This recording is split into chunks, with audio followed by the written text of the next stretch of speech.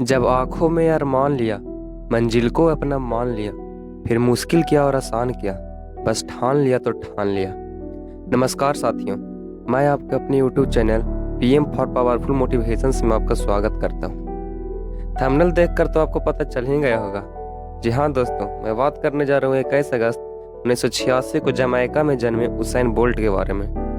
Lightning bolt के नाम से प्रसिद्ध इस बंदे की सफलता की कहानी उतनी आसान नहीं है जितनी हमें लगती है।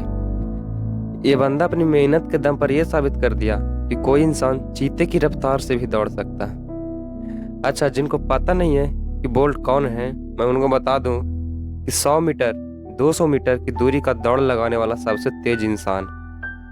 तो चलिए जानते हैं उसैन बोल्ट की सफलता की कहानी। इनका जन्म जमैका के एक छोटे से गांव शेरवुड कंटेंट में हुआ था। इस गांव में ना तो बिजली की सुविधा थी और ना ही पानी की। आपकी जानकारी के लिए बता दूं कि वेस्ट इंडीज के विस्फोटक बल्लेबाज क्रिस गेल भी यहाँ के ही रहने वाले थे। यदि आप कहेंगे तो मैं इन पर भी एक वीडियो बना दूंगा। बोल्ट के माता पिता अपने गांव में ही एक छोटी सी दुकान चलाते थे, जिससे इनके परिवार का गुजारा होता था। बोल्ट को बचपन से ही स्पोर्ट्स में काफी इंटरेस्ट था। वो अपने भाई के साथ क्रिकेट और फुटबॉल बहुत खेला करते थे। उन्हें स्पोर्ट्स के अलावा और कुछ दिखाई नहीं देता था, इसलिए बोल्ट ने बचपन में ही सोच लिया था कि मुझे जो भी करना है स्पोर्ट्स की दुनिया में ही करना है। इसलिए वो अपने सरकारी स्कूल के हर स्पोर्ट्स कंपटीशन में पार्टिसिपेट किया करते थे। उन्होंने अपनी लाइफ की पहली रेस अपने स्कूल में ही जीते थे, और तो और वो अपने स्कूल के 100 मीटर रेस के सबसे तेज धावक भी थे। उन्होंने ये तो सोच लिया था कि मुझे स्पोर्ट्स में आगे बढ़ना है, लेकिन कौन से स्पोर्ट्स में आगे बढ़ना है ये तय नहीं किया था। लेकिन कहते हैं ना दोस्त, सीखने की जिज्ञासा रखने वालों के लिए पग पग पे शिक्षक है। ऐसे ही कुछ हुआ उसैन बोल्ट के साथ। जब एक क्रिकेट मैच के बोल्ट के कोच ने विकेट पे रनिंग करते देखा, उन्होंने सजेस्ट किया कि बोल्ट तुम्हें स्प्रिंटिंग के लिए ट्राई करना चाहिए। अब क्या था, उसैन बोल्ट को यह भी क्लियर हो गया था कि मेहनत मुझे कहाँ पर करनी है। उसके बाद उन्होंने मैकानिल से ट्रेनिंग लेना शुरू कर दिया और कॉम्पिटिशन्स में पार्टिसिपेट करना शुरू कर दिया और दुनिया को चौंकाना भी शुरू कर दिया।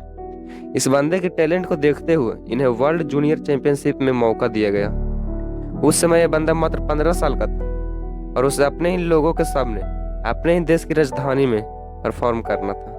परंतु यह बंदा इतना नर्वस था कि उसने अपने जूते भी उल्टे पहन लिए थे। एक तरफ हारने का डर, दूसरी तरफ जीतने का प्रेशर था, और इस बंदे की इसी परिस्थिति ने उसे डर पर काबू करना सिखा दिया। और तो और बोल्ट ने उस रेस का चैंपियन भी बने। एक इंटरव्यू में बोल्ट ने कहा कि यदि मैं उस डर को काबू करना नहीं सीख पाता तो शायद मैं आज यहाँ नहीं होता। अब क्या था, इस बंदे के अंदर इतना कॉन्फिडेंस और साहस आ चुकी थी कि वो किसी भी काम को कर सकता था, और उसके 2 साल बाद ही मात्र 17 साल की उम्र में वर्ल्ड जूनियर रिकॉर्ड भी तोड़ दिया, और इसके बाद उन्होंने कई मेडल भी जीते। अब तो ये बंदा अपने देश के लोगों की आंखों में बस गया था। जमैका के लोगों के लिए बंदा एक हीरो से कम नहीं था। शायद इसीलिए ही जमैका के लोगों ने बोल्ट से आस लगाई थी कि ये बंदा ओलंपिक में जमैका के लिए पहला गोल्ड मेडल लाएगा। इसलिए बोल्ट ने भी बहुत ज्यादा मेहनत भी की थी। लेकिन कहते हैं ना दोस्त, वक्त सबकी परीक्षा लेता है। ऐसे ही कुछ हुआ उसैन बोल्ट के साथ। इंजरी की वजह से 2004 में ओलंपिक में बोल्ट पहले ही राउंड में बाहर हो गए थे। ये वो समय था जब बोल्ट लगातार एक के बाद एक इंजरी से जूझ रहे थे। वो कहते हैं ना कि लोगों को तो सिर्फ सक्सेस दिखता है, असली मेहनत और स्ट्रगल तो वो बंदा जानता है जो उसे कर रहा होता है। ओलंपिक में पहले राउंड से बाहर होने के कारण लोगों ने इन्हें भला बुरा कहना शुरू कर दिया।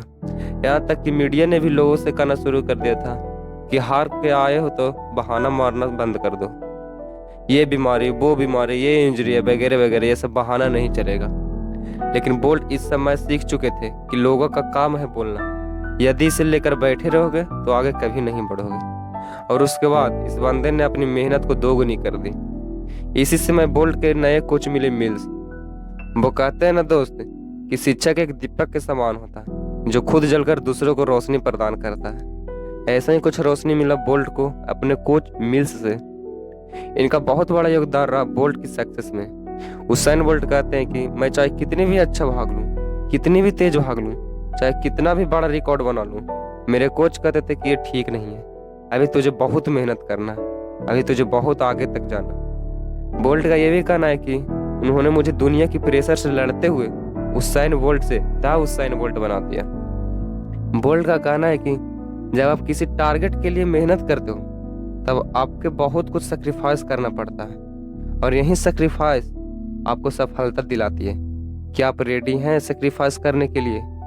अगर हाँ, तो आज से ही अपनी आलस, नींद, भूख, प्यास सबका सेक्रीफाइस कर दो, जो आपके और आपके लक्ष्य के बीच आए।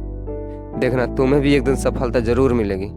और हाँ, खुद को इतना सक्सेसफुल बनाओ कि एक दिन मैं तुम्हारे ऊपर वीडियो बनाऊं।